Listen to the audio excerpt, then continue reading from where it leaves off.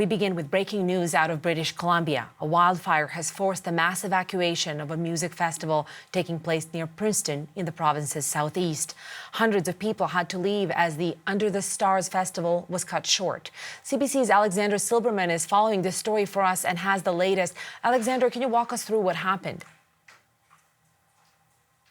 Deanna, officials just finished evacuating the music festival early this morning after flames broke out in the surrounding mountains late last night. Now, the BC Wildfire Service is reporting the fire as just over 1 hectare in size and burning out of control. Many people fleeing the fire have gone to the nearby town of Princeton, BC. But with so many people gathering in just one location for this event, the town's mayor says that made the evacuation challenging.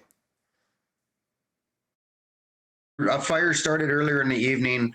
It's assumed to be a human cause at this point.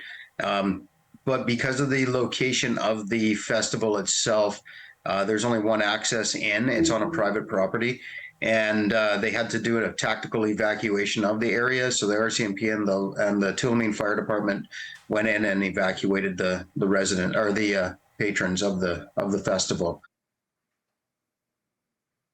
Now, the mayor says more crews and resources are expected on the ground tomorrow, and he's hopeful they can contain the fire, especially with some possible rain in the forecast. Alexander, tell me, it's been a record-breaking year for fires in BC. Much of the province is still facing a drought. Is there any help on the way weather-wise?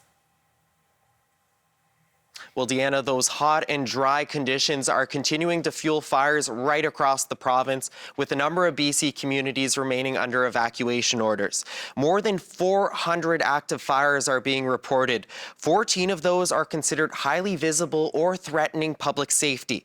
Now, with those flames, a smoky skies bulletin is in place for much of southeast BC, Kamloops, and the central interior. But there is some relief on the way. Now, we'll get to that in just a moment, but with those incredibly dry conditions, forecasters are saying fires are easily starting naturally. We had over 160,000 lightning strikes across the province, and that's almost double the normal amounts for the month of July. And again, this lightning is striking into very dry fuel, so it doesn't take much, for these fires to ignite naturally. Models right now are really consistent in painting quite a hot middle of the month of August. So, if we look out on the horizon, we're far from over with this fire season. After this long, hot and dry stretch, a much-needed cold front is moving through the province today.